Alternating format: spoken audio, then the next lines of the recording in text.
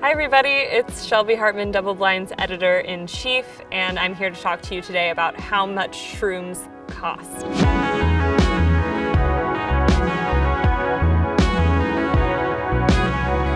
The elephant in the room when talking about psychedelics is, well, for the most part, psychedelics are still federally prohibited. We get questions all the time from our readers, people who really want to embark on a journey with psychedelics for healing, and they simply want to know, how do I get access to these things? And if I find access, how much is it going to cost me? So a few things. There are three main ways to access psilocybin mushrooms.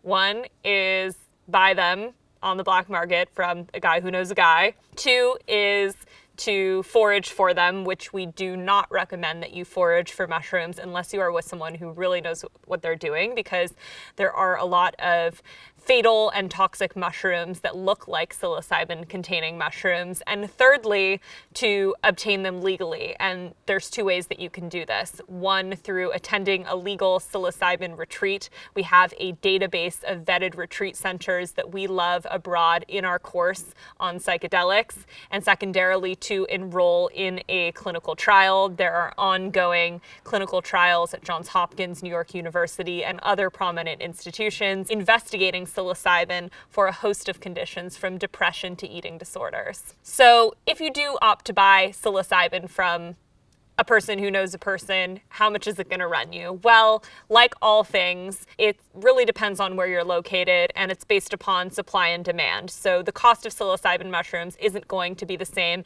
in every city, state, and county because, firstly, the demand is different, and secondly, how many people are growing and selling mushrooms in that jurisdiction is also different.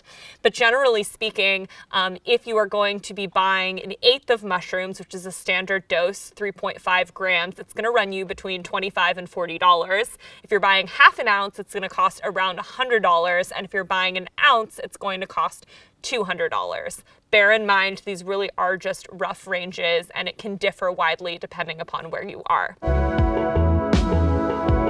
If you buy psilocybin mushrooms from a guy who knows a guy, then it's probably going to happen in a couple different ways. One, you might find whole dried psilocybin mushrooms. Most likely they're going to be Psilocybe cubensis, which is the most common type of psilocybin mushroom, which is grown at home. There are a variety of types of Psilocybe cubensis, including golden teachers, penis envy, and B+.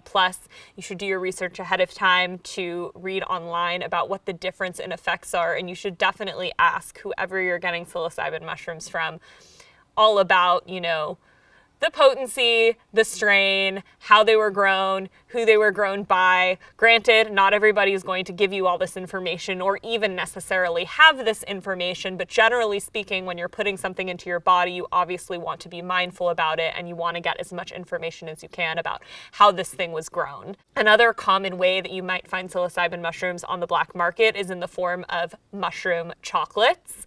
There are pros and cons to eating psilocybin mushrooms in chocolate form. We get into this more in some of our other YouTube videos, like our video on how to take shrooms. But one of the upsides to taking a psilocybin mushroom chocolate is that psilocybin mushrooms often just don't taste very good, so they can be easier to get down if they're in chocolate form. But the downside is that you don't always know exactly what's in it. So again, you really want to make sure that you trust who you're buying your mushrooms from, and you want to ask them, how much mushroom content is in this? What are the strains? Did you put anything else into these? Because, some people love to do cacao, lion's mane, all other kinds of ingredients, which can be really beautiful, but can actually potentiate or strengthen the psychedelic experience.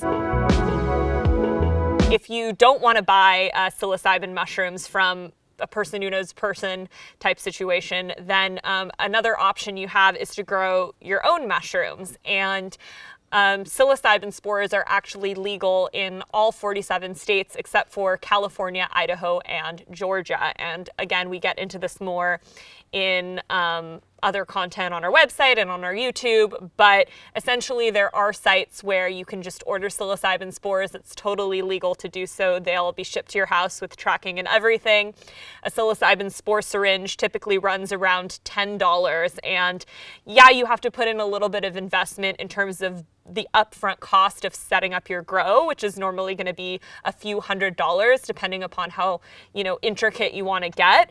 But once you have the setup, you have it forever. And one $10 spore syringe can grow you so many more mushrooms than you would ever possibly be able to purchase for that price. I can't tell you exactly how many mushrooms would come from one spore syringe because it's dependent on a whole bunch of different kinds of things, like the type of substrate that you use and whether you do a flush, and there's all different kinds of techniques that you can do to basically ensure that you have bigger and better yields. But that being said, if you successfully grow psychedelic mushrooms at all with a spore syringe, it's definitely the most cost-effective option. Sorry to interrupt the video. I just wanted to take a minute to let you know that DoubleBlind has an online course on how to grow your own mushrooms.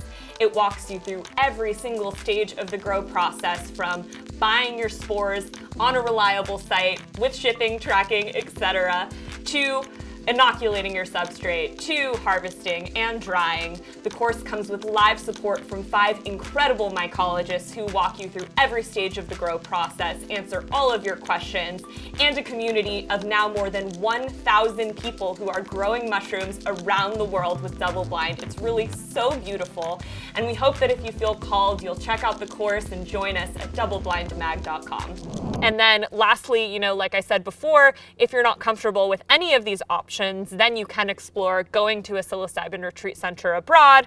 Unfortunately, these retreat centers typically do charge, I don't know, it depends, but usually like in the 1,000 to, it could even go way above that, like $3,000, $4,000 for one retreat. And then that doesn't even take into account the fact that you have to usually fly out of the country, you have to take off of work. So this is a really beautiful, amazing option for folks who, want to do psilocybin in a supportive setting and are afraid of tripping on their own, especially if you have some kind of mental health condition like depression or alcoholism, etc. But it's definitely not the most cost-effective way to go. Although a handful of these retreat centers do have scholarships and things, so you can just email them and ask. Yeah, I think that pretty much covers it in regards to the cost of shrooms. Oh, and the last thing I'll say is you probably have seen, if you're poking around on the internet looking for psilocybin mushrooms, you probably have seen like sketchy people commenting like on Facebook and even maybe on some of our YouTube videos and things being like, buy this here, da da da da da.